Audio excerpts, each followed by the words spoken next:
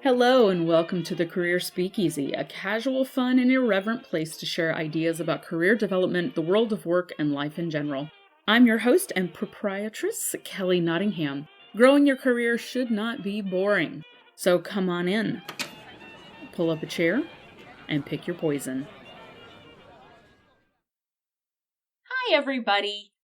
I recently had a conversation with my stepdaughter who is in her senior year of college. She's getting ready to graduate and move on to the next phase of her life. And in the course of our conversation, talking about what her plans were for the next big phase, it made me think about a topic that we've discussed a little bit on some of our previous podcasts, but we haven't really dug into in depth yet. So this podcast is all about change management. Specifically, we're going to be talking about the emotional and psychological sides of change that we go through based on the work of Dr. William Bridges in his book, Managing Transitions, Making the Most of Change. Now, if you are interested in this topic and digging into it further, I highly recommend this book. It talks to leaders especially and people in an organization maybe that are going through a lot of change. But I find the book is very helpful for people who may not be in leadership roles, people who are just in general dealing with a lot of change and trying to figure out how to manage it effectively. Now, we've spent several of our last podcasts talking about layoffs specifically, talking about a lot of the changes that are going on in the world right now during the COVID-19 pandemic, and we've got a lot of people who are struggling with a lot of change and the emotions that go along with that change. So, yes, this podcast can be relevant for people that are dealing with those big, humongous changes like that. But it can also be useful for those of you who may be feeling an itch to do something a little bit different. Maybe you feel like you're in a rut, but you're not sure how to really let go of the old way of doing things and move into the new way that you want to think about doing things. So we're going to jump right in with a couple of definitions. So the way that Dr. Bridges defines change and transition. Change is situational. Change is the thing that happens to us externally, happens to us. So let's say that we're getting ready to move. We're going to move to a new city. The change is itself the move to the new city. The transitions are all of the psychological pieces that we go through as we adjust from the old way of doing things to the new way of doing things. And if you've ever been through any major changes in your life, which I'm sure everybody has at some point or another, the roller coaster of change that we go through in our daily lives, you will note that usually it's the transition stuff that really starts to bog us down. It's the transition, that emotional or psychological piece that really starts to cause a lot of issue for us, because a lot of times we deal with the practical sides of stuff because it's easier and it's cleaner to deal with than the mushy psychological stuff that comes along with it. So, for example, in our move to our fabulous new home, we have all of the stuff that we have to do to let go of the current life that we have. So we need to get rid of our current apartment. We need to cancel our internet service. We need to cancel our gym membership. We then have to figure out what the new is going to look like. So finding a new job and all the steps that go along with that. Finding a new place to live and all of the steps that go into getting our stuff from point A to point B. And finding a new gym, finding a new coffee shop we want to go to. Those are the practical sides of moving. But the transitional sides are all of the pieces that float around that can cause us a lot of stress, anger, frustration, depression, anxiety, sadness, etc. We're going to be talking about each of those. So we've got here point A and point B. We think about point A as where we are now. Point B is where we're going to go. And a lot of times when we're discussing changes in our lives, that's what we think about. We think about where we are and where we want to go. What we often don't think about is that middle piece in between, where we're in between doorways, if you will. We're in between one room of our life and the next room of our life. And there is a moment in a doorway where we may have one foot in the old and one foot in the new, but we ourselves, the rest of our bodies, are in between. We're not in either room, right? When we look at the way that we deal with transitions, Dr. Bridges breaks it down into 3 phases. The ending and losing and letting go phase. That's the room that we were in, and the old patterns, the old identity that we had. It's our comfort zone, right? That is the ending, losing, letting go, that we have to grieve for it. We have to be willing to open up our hands and let go of the grip that we've had on those old things as we start to step through that doorway. The doorway, he calls the neutral zone. This is that in-between period where we're realigning. He calls it repatterning. And by repatterning, we mean breaking apart all of the old patterns, all of our comfort zone pieces of our lives, all of our old identity that we maybe had in, let's say, that city that we're moving away from, figuring out how to pull all that apart and mush it back together into a new shape that we can take into the new beginnings phase, which is the 3rd phase of these 3. So the new phase are our new identities, our new patterns, our new purpose, what we're doing there, and the way forward. So 3 phases: the ending, losing, letting go phase. The second is the neutral zone. And the 3rd is our new beginnings. This door example is my example. That's not Dr. Bridges' example, just to clarify. But to me, that's a way of thinking about the way that we do change, because we're coming out of one room as one person. We're stepping through that threshold and we become a new person on the other side. We may have 99% of the same stuff. We may only have 70% of the same parts of ourselves that we're taking through that doorway. But it's within that frame of the door that these changes happen, that we realign everything, that we're in what in the sociological world we call the liminal phase, where you're neither A or B. You're this amalgam of in between, yeah? So what I'd like to do for the rest of this podcast is to talk a little bit about each of these 3 phases, what they represent, what they feel like, and what we can do to help ourselves get through each of these. Because when we're thinking about change, a lot of times we think about the change starting and then ending. We can instead flip that around and say a change means that we are ending the current way of doing things, and we are working through to begin the new way of doing things.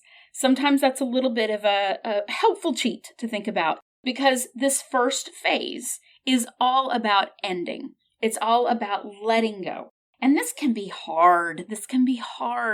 One of the largest challenges with this ending, losing, letting go phase is realizing that your comfort zone is going away. A lot of times we don't even realize how big our comfort zone is and how settled into it we are until something changes and we realize that we have gotten that little groove on the couch that we sit in every day and we are so comfortable there. And then all of a sudden we realize we're not going to have that couch anymore. Our groove is gone. We've gotten into a rut. That rut is going away. And so sometimes we can feel very lost in this phase. Some of the emotions that we deal with most commonly in this ending, losing, letting go phase feels a lot like the phases that people go through when they're dealing with grief, when they've lost a person in their lives. Lately, I've been having a lot of conversations with former colleagues who have lost their jobs due to the pandemic and the changes in the economy that have happened because of it. There are other folks who have had to change their work. They've had to change the role that they're in to continue to be working for the same company so that they still have gainful employment, but it's a whole different job, a whole different role that they're involved in. This phase, this ending, losing, letting go phase, really, really shows up when people are going through situations like this. So as an example, let's say that we have a major change that's happening at our job. I know this is so hard to imagine right now with everything going on. We have a major change going on, and we have 6 coworkers that we are watching. We're watching how they handle this, and each one of these people represents a different reaction, a different emotion in this ending, losing, letting go phase. So our first coworker, we're going to call her Angry Amy. Angry Amy is lashing out at people. She is trying to blame other people for what's going on. She's blaming the economy. She's blaming everybody under the sun for the problems that she's having to now deal with. And she has started to get super resistant to doing what she needs to do to get the work done. In a sense, she's actually sabotaging what everybody else is trying to get accomplished through this change because she's saying, I refuse to do this. I don't want to do this. This is dumb. And she sits there in the corner angry. Now, Angry Amy here, she may have this lashing out show up in 2 ways. The first is that she will very vocally tell everybody and their brother what is wrong, making sure that people understand her frustration, people want to hear what she has to say in her mind, and what she's doing is she's looking for other people to be angry with her. She may also be a mumbler, and I know you know who I'm talking about, the person that sits in the meeting with their arms crossed, and they look frustrated and angry, and they're scowling. And the leader says something in the meeting, and you hear Angry Amy going, and the leader says, I'm sorry, Amy, did you have something you wanted to say? Nope. And she refuses to share what she's thinking, what she's feeling, what she's processing. Again, she's looking for other people to be frustrated with her, because if other people are frustrated, it proves her right. Now, next up, we have Bargaining Barney. I am just making these names up as I go, and I'm coming up with some interesting names here. Bargaining Barney looks at the situation that's going on, and he says, okay, but if we just tweaked the process that we were doing, we won't have to go through all of this change. If we don't have to change that much. We can just do this a little bit differently. Just give us another chance to do it the old way, so we don't have to try to learn this new way of doing it. That's what Bargaining Barney is doing. That's what bargaining looks like. It's problem solving, but it's kind of fake problem solving because it's not actually focused on the new that the group is moving into. Our next colleague is Anxiety Andre. Anxiety Andre is having a tremendous amount of fear of the unknown. He is struggling with being concerned about the difficulty of having to change things, and it's causing these feelings of not being able to sit still a lot, feeling heart palpitations, feeling stomach upset, getting headaches a lot. And poor Anxiety Andre is saying things like, this is never going to work. We always try these things and it never works. And we are going to end up broke, and we're going to end up with the whole team falling apart, and the company's going to fall apart. Disaster, the sky is falling. So that is Anxiety Andre. Our next colleague is Sadness Sadie. Poor Sadness Sadie is just feeling weepy, reminiscing about what used to be, recalling the good times that were in the past and maybe forgetting that there were some bad times in the past too, but focusing so much on everything that is going to be going away that she can't actually even really look up to see that there might be some interesting possibilities in the new way that we're going to go. Our next colleague, 5 out of 6, is Disorientation Danny. Poor Danny. He is suffering with confusion. He walks into a room and forgets what he's supposed to work on.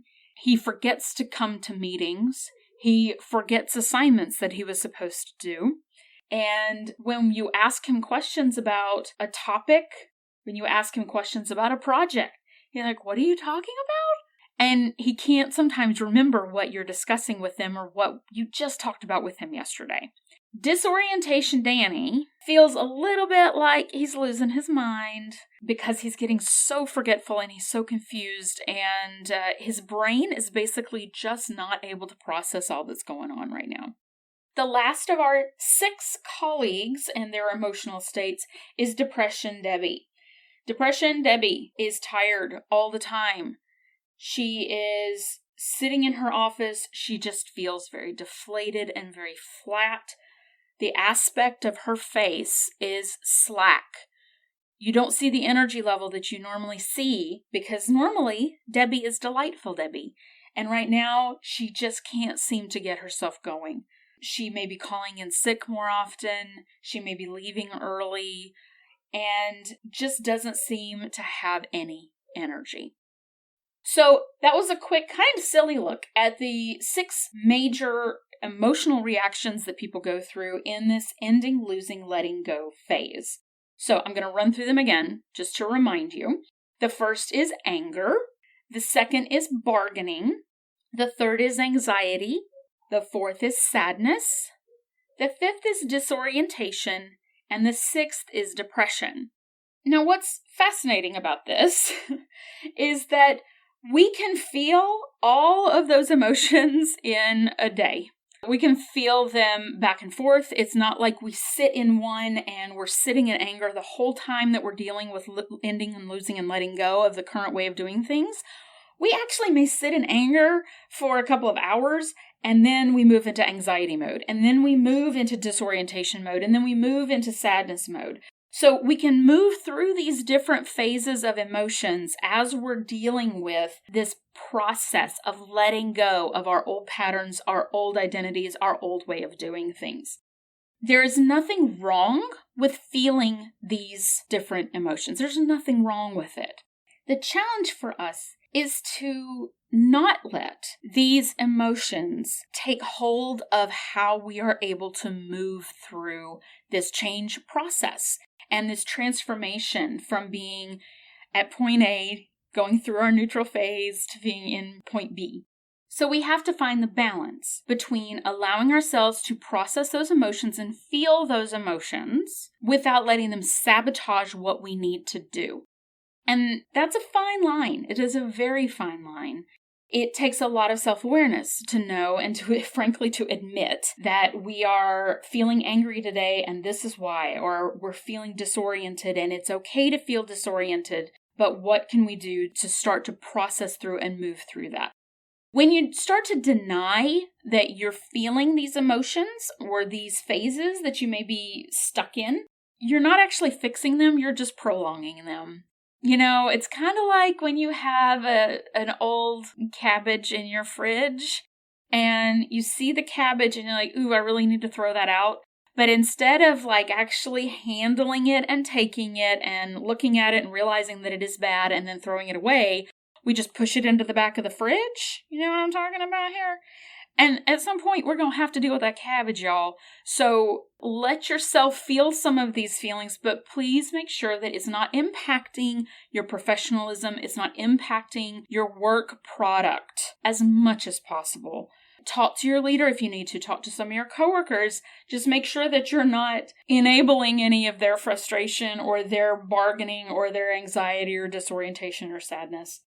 What I have found personally is that a lot of these feelings that we go through in this ending, losing, letting go phase are related to a lack of feeling of control. People who have more control over the change that's happening are going to move through these transitional phases faster because they have more control over the situation. For a lot of us who are dealing with the repercussion of other people's decisions, it makes that control feel very, very, very small. And that in itself will cause a stronger emotional reaction from us. It is harder to let go and walk through that ending phase when you are being pulled by somebody else than it is when you are able to take that step for yourself. So the lesson we can learn from this is that we need to identify the things that we have control over.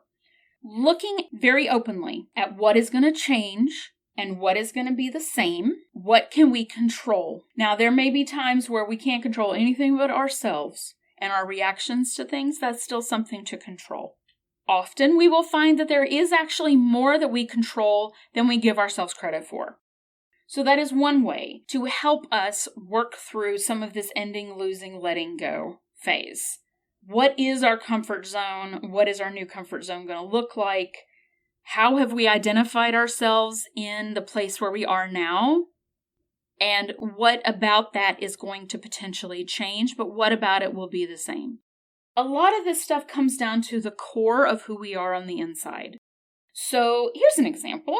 Let's say that you are a person who is a software expert at the software that your team uses, and you have always been the expert at this.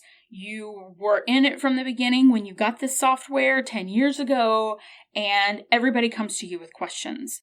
When your leader announces that you're going to a totally new software program, you may feel a tremendous loss of identity because your expert status is now gone. It's gone. It's gone.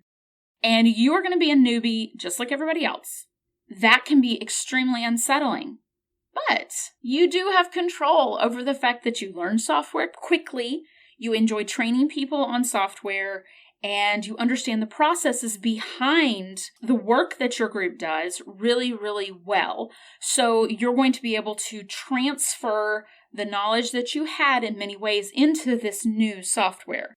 It's a different way of thinking about that loss of identity. It's identifying what pieces you're going to be able to take with you into your new identity. Ta-da! Okay, so that was our first phase, our ending, losing, letting go phase, that grieving phase where we're getting rid of our old patterns.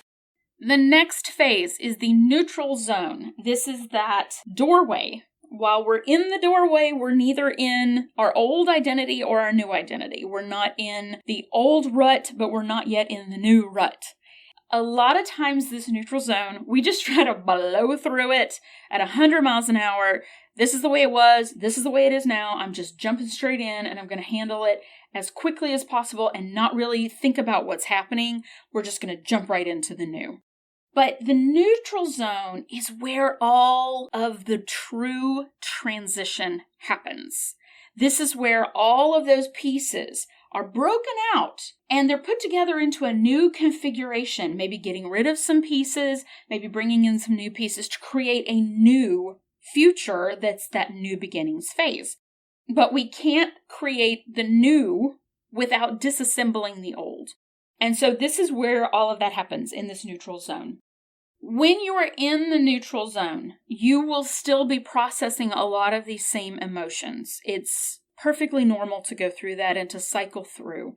You may also find that you get re-angry or re-sad or re-anxious if the changes keep coming, because sometimes they do. That's the pace of the world that we live in nowadays, is you get rid of one change and immediately another one hits.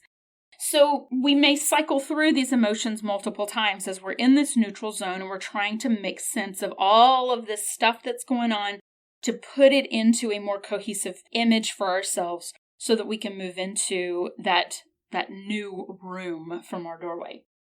In this phase, expect to feel weird. Expect to feel that you're not very productive.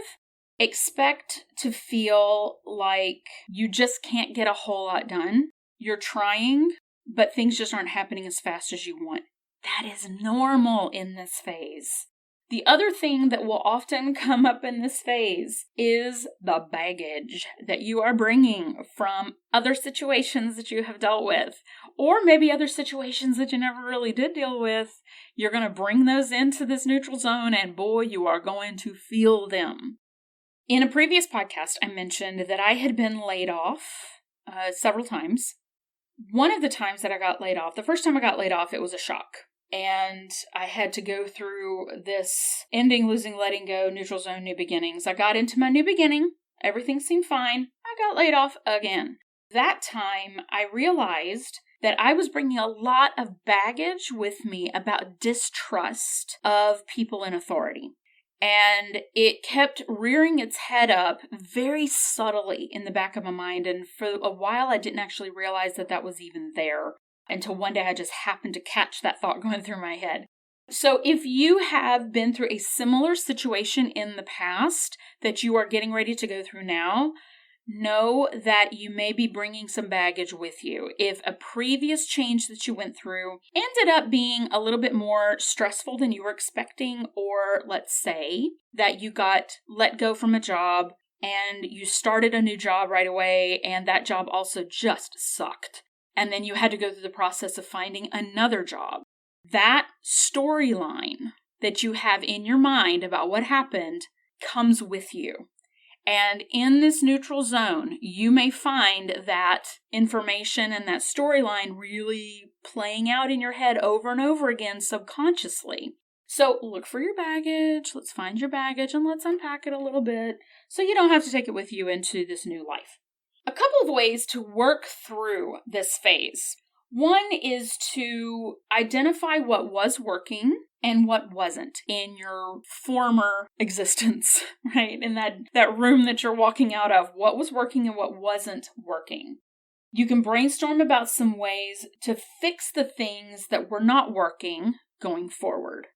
And this is especially relevant if it's about things that are inside you, and you specific. So maybe, let's say in your last job, you loved the work, but you hated the fact that you didn't have a lot of work-life balance.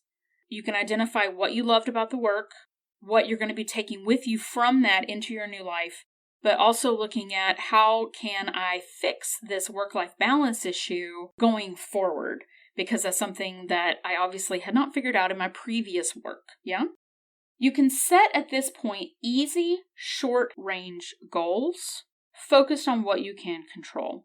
This is honestly one of the biggest challenges I think of this stage, is that people want to set these humongous overarching goals about what my life is going to look like. And I'm not saying that that's wrong to do. It's not wrong to want to set larger goals.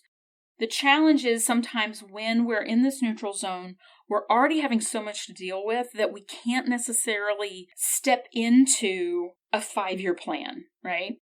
We need to focus on the 30-day plan and the 60-day plan, because we may still be going through that disorientation, we may still be anxious, we may be angry. And setting those little short-term goals gives us something that we can immediately control. That's going to help us. It also gives us something to celebrate, which is important, that we feel like we are making forward progress, even if the progress in any other situation would feel very, very small. When we're in the neutral zone, those little baby steps can be the way that we start to move ourselves forward. So embrace the baby steps. Focus on what you can control and build some short-term, easy goals to get yourself there. Allow yourself to feel whatever it is that you're feeling, pulling in that baggage, becoming aware of the baggage, but don't feed that feeling to the point where you're not actually dealing with it. Okay, I live on the outskirts, the far outskirts of Houston, Texas. I have lived in Atlanta and I have lived outside of Denver. So y'all, I have dealt with some traffic in my lifetime. When you're in a situation like rush hour in Atlanta and you're on the 75-85 corridor and somebody has a car accident and it blocks up traffic, you get angry about it. You may spend the rest of the day piling on the anger about other things that you have seen throughout the day or other things that are bothering you, and you're heaping that feeling on top over and over and over again. You're feeding the feeling. That kind of piling on feeling only deepens, and it doesn't actually help anything. Feel what you're feeling and then let it go. And I know that's so much easier said than done. But this is a practice. So feel the feelings, but don't feed the feelings. And that goes into the same idea of not trying to force the solutions too fast, because you're going to be creating for yourself a new comfort zone. Probably I'll end up doing a podcast someday on comfort zones because they're actually really fascinating. We're creating for ourselves a new comfort zone, but we run the risk of not identifying ruts that we got into before and carrying those ruts with us. This ties back into that same idea of what do we want to change about going forward? What can we be creative about going forward? Because when we break up our routines, we may find it a great opportunity to identify, like, wow, I was really in a rut with this, and maybe I do want to try something different. Maybe I do want to try something new. And again, that gives you some modicum of control so that you can feel like you're progressing and moving forward. So that's a look at our neutral zone. Once we get through the neutral zone, we move into our new beginning phase. This is where we start our new comfort zone, we start our new identity, we start our new way of living. We have new patterns, and we have new purpose. So a great thing to do as you're moving out of that neutral zone and into your new beginning is to identify what your new identity is and what it is going to be. You may have been an expert in an old software program that your company's using. What is your new identity going to be? Are you going to be the new expert in the new system that they're using, or are you going to branch out and do something totally different? Do you want to learn a new set of skills and be the sales expert for your team? Whatever the case may be. Just know that you may waver a little bit on your identity until that identity is set. You may find that it's going to take a little bit of time for that identity to kind of congeal in your life. So be patient with yourself. You can also create your new purpose, whether it's big or small. What is that going to look like? One thing that I like to do for this, because I'm a very visual person, is I create a little clip art or photo montage on my computer. I like to do this in PowerPoint because I can kind of move things around in PowerPoint, but you can do it in whatever system you want to do it, whatever program you want to do. Find slogans that you like. Find pictures or words that represent what your new life is going to look like and what your new beginning is going to look like. Arrange it. Put it up where you see it. Put it up as your phone background, as your desk background. Print it out and put it up on your wall. Whatever you need to do to remind yourself of what your new life is going to be like, what your new identity is. And that will help you to internalize it more. Go ahead and look at your calendar in this new beginning phase. Identify dates on your calendar that are big dates for you, milestones for you as you start to build this new life. So we used an example at the very beginning of moving to a new city. Our ending, losing, letting go is saying goodbye to our friends there, making sure we can keep in touch with them, driving around to all the places that we used to love to go to, saying goodbye to them, whatever that means for you, letting go of this is who I was in this place. We go into our neutral zone where we're walking around, we don't know where we are, we don't know which coffee shop is the best, we don't know a lot of people, and we're struggling with figuring out public transportation in this new city. We're in that weird phase of trying to figure out what our new life is going to look like, what our new normal is going to look like, and what our new habits are going to look like. In the new beginning phase, we can start to find new purpose step by step, identifying new things we want to try, places we want to go, setting dates and milestones on our calendars, like you have lived in your new city for 1 month, you've lived in your new city for 2 months, and appreciating the fact that you've made new friends, appreciating the fact that you found a gym that you really like, appreciating the fact that you found a new park to take your dog on a walk to. Those little milestones like that can help to solidify the new patterns that you're creating in your life, and it does give you a sense of control and comfort to realize that you are moving forward. Sometimes when we do these things, we don't realize how quickly we get into these new ruts. These new patterns, these new routines, I use the word ruts in both a negative and positive way because ruts can be great. They're the easy track that we can take through our daily lives as long as they're taking us to where we want to go, right?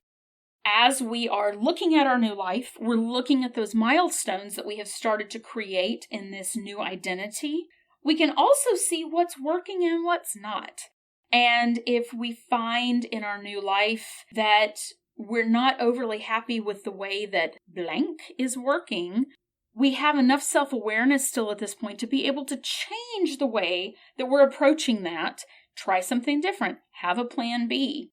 And honestly, going ahead and figuring out what your what ifs and plan Bs are as you're getting into the groove of your new life, again, will help you feel some sense of control over what's happening. So let's say that you've moved to your new city. You're looking to meet a group of like-minded friends, and at your previous home, you had a lot of friends through the jiu-jitsu school that you used to go to. You have said goodbye to those friends, and into your new beginning phase, you think to yourself, I want to meet a new circle of people. I have found a jiu-jitsu place. I'm going to go there and see what the people are like there, see if I like the way they teach, and maybe that's where I can meet my new group of friends. You try it out, you go there for about 3 or 4 weeks, and you just don't get a very good feeling there. If you have a plan B, to plant that seed in your head that you are not in a routine yet, you can say, I'm going to try a different jiu-jitsu school. Maybe instead I'm going to take judo, and we'll try that instead. I have options to try to meet different people, and I'm going to take those options while everything is still fresh and nothing's really solidified yet in my routines and in my daily life. Think about, in this new beginning phase, how you can be flexible to find what you've identified that you want your new life to look like. Where can you flex and bend, and where on your calendar are you going to put some milestones to say, by this time, I want to have gone out and met some new people, or by this time, I want to have found a new professional association that I can join, so that you don't fall into what I like to think of as accidental living, where we end up being in life for years without consciously being in our lives.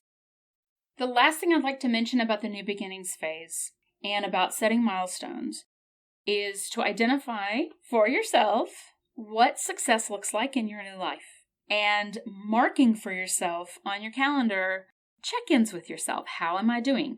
Am I getting anywhere on these new goals that I've set for myself? Am I moving toward what success looks like for me? Maybe I need to readjust what success looks like for me because I've decided not to pursue plan B anymore, and now I'm going to go to plan C.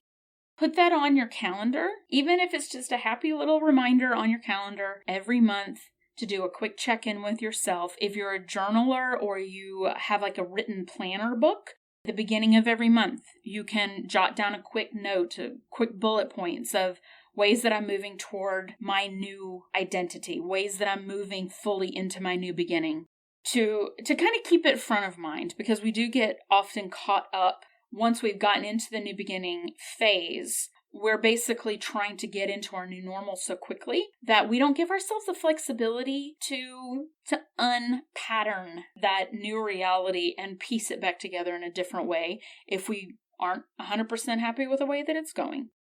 So the new beginning phase is, it's a beginning. It is not the end. It is the start of the new. It's stepping into that next room and opening up into this wider space, this different space that you've maybe never been in before, but it's just the first step into that room. So you have lots of opportunities inside that new space to figure out where you want to go. Think about that. Make it a conscious choice for yourself, what you want that new beginning to look like and what you want those next steps to look like. You don't have to, form it out and carve it into stone, but having the flexibility built in to say, this was my plan, I'm changing my plan a little bit, and I'm going to try this and see if this works better because I want to create those good ruts for myself. So now that we have talked about the 3 phases in Dr. William Bridges' Managing Transitions book, Ending, Losing, Letting Go, Neutral Zone, and New Beginnings, we've talked about the fact that we go through a lot of different emotions when we are dealing with transitions from point A to point B, and that middle phase is where we deal with a lot of breaking things down and putting them back together. The fact that feeling a sense of control can help us. Let's talk about some things that you can take with you from this podcast to help you as you move into your new point B. So for this last call, I have 4 things for you to think about. Number 1, what are you letting go of? What is going away in whatever this change is that you're dealing with? Number 2, what are you gaining in this change? Number 3, what is your new identity, or what do you want it to be? And number 4, what is one thing you can control, and what are you going to do about it? There's a song that I love. I'm going to date myself a little bit here. It's a song by REO Speedwagon called Roll With The Changes. Love this song. If you are not familiar with REO Speedwagon, you need to do a quick Google search and listen to this song, because this is one of my favorite quotes about change. Because sometimes we hold on to things in our current situations that we don't even like that much, but we hold on to them because they're comfortable.